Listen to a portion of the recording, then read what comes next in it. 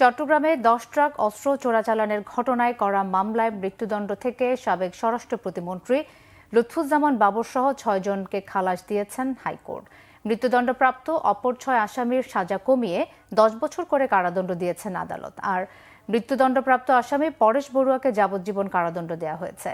মামলায় death reference ও আসামিদের আপিলের উপর শুনানি শেষে বিচারপতি মোস্তফা জামান ইসলাম ও বিচারপতি নাসরিন আক্তারের সমন্বয়ে গঠিত হাইকোর্ট বেঞ্চ এ রায় দেন। ২০০৪ সালের ১ এপ্রিল CUFL ঘাট থেকে আটক করা হয় ১০ ট্রাক ভর্তি অস্ত্রের চালান।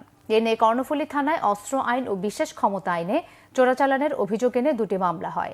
মামলায় ২০১৪ সালের ৩০ জানুয়ারি চট্টগ্রাম মহানগর দায়রা জজ আদালত এবং বিশেষ ট্রাইব্যুনাল ১ রায় দেন।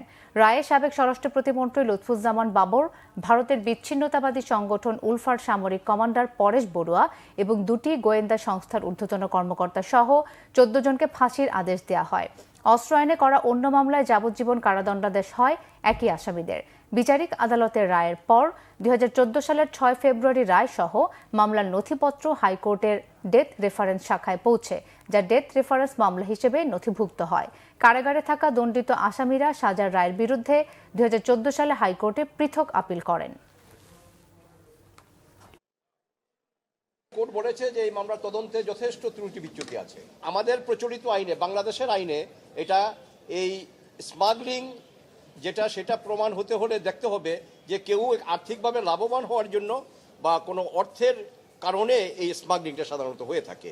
কিন্তু এখানে ওই ট্রায়াল জাজ সাহেব ওনার রায়ই উনি দেখছেন যে না, এটা এগুলো পার্শ্ববর্তী কোনো দেশে পাচার করার জন্য এগুলো আনা হয়েছিল।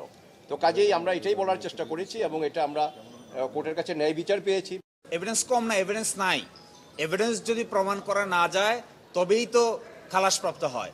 এখানে বাবর সাহেবের বিরুদ্ধে কোনো সুনির্দিষ্ট অভিযোগই নাই।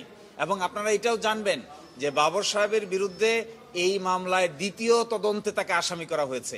প্রথম তদন্তে তো তিনি আসামিই ছিলেন না।